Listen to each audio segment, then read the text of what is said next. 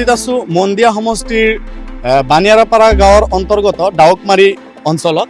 এই অঞ্চলৰ আধাখিনি ইতিমধ্যে বেকী নদীত যা গৈছে। আপোনালোকে দেখিব পাৰিছে আজি শ শ লোক ইয়াত আহি প্ৰতিবাদী কাৰ্যসূচী ৰূপায়ণ কৰিছে। এটাই দাবী, এই অঞ্চলৰ যি সমস্যা নদী গৰাখহনীয়াৰ সমস্যা, এই গৰাখহনীয়া সমস্যাৰ সমাধান বিচাৰি এওঁলোকে আজি প্ৰতিবাদত অংশগ্ৰহণ কৰিছে। আজি আমি ছাত্ৰ মুক্তি সংগ্ৰাম সমিতি আৰু স্থানীয় ৰাইজৰ সহযোগত এই প্ৰতিবাদী কাৰ্যসূচীটো ৰূপায়ণ কৰিছোঁ। আমি দাবী জনাইছোঁ এই ডাউকমাৰী গাঁও বা কাছুগাটি গাঁৱৰ অঞ্চলৰ যি গৰাখহনীয়াৰ সমস্যা অতি শীঘ্ৰেই এইটো ৰোধ কৰাৰ বাবে আমি দাবী জনাইছোঁ। আমি স্থানীয় MLA খেৰমান আলী আহমেদ ডাঙৰীয়াক আমি আহ্বান জনাইছোঁ যাতে এই ডাউকমাৰী তথা কাছুগাটি অঞ্চলৰ এই গৰাখহনীয়াৰ সমস্যা যাতে অতি সোনকালে ৰোধ কৰাৰ ব্যৱস্থা কৰে, আমি এইটো দাবী জনাইছোঁ। যাক MP বনাইছোঁ আমি 10 লাখ ভোটত জয় কৰাই দিল্লীলৈ পঠিয়াইছোঁ।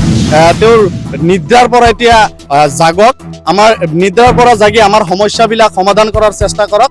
আমি সকলোৱে এই অঞ্চলৰ ৰাইজসহ ধুবুৰী লোকসভা সমষ্টিৰ পৰা তেওঁক 10 লাখ ভোটত জয় কৰি দিল্লীলৈ পঠিয়াইছোঁ কেৱল আমাৰ সমস্যা সমাধানৰ কাৰণে, আমাৰ সমস্যাবোৰৰ বিষয়ে কথা উত্থাপন কৰিবলৈ। আমি ইয়াৰ জৰিয়তে এই অঞ্চলৰ মানুহৰ জৰিয়তে এইখিনি সমস্যা সমাধানৰ বাট চাইছোঁ যাতে স্থানীয় প্ৰতিনিধি তথা চৰকাৰে আমাৰ এই সমস্যাৰ বিষয়ে অৱগত হয়। আমি অৱগত কৰাইছোঁ, আমাৰ সমস্যা অতি সোনকালে ৰোধ কৰিবলৈ দাবী জনাইছোঁ। ইয়াতে আপোনালোকে চাব পাৰিছে এই শ শ বিঘা যি কুঁহিয়াৰ খেতি ইতিমধ্যে আধাখিনি যা গৈছে। এইসকল কৃষকৰ সেই যি ঋণ কৰি যি খেতি কৰিছিল সেই খেতিৰ এতিয়া ভৰপক্ত কোনে কৰিব?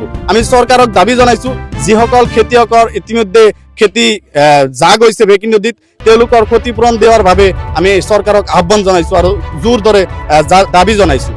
আপোনালোকে চাব পাৰিব এই অলপ 50 মিটাৰ দূৰত্বত আছে এটা স্কুল, LP স্কুল, ছোৱালী প্ৰাথমিক বিদ্যালয় আছে।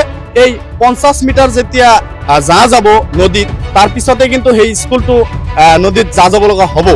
তাৰ আগতে যাতে ব্যৱস্থাটো লয় আমি তাৰ বাবে স্থানীয় প্ৰতিনিধি তথা চৰকাৰক আহ্বান জনাইছোঁ।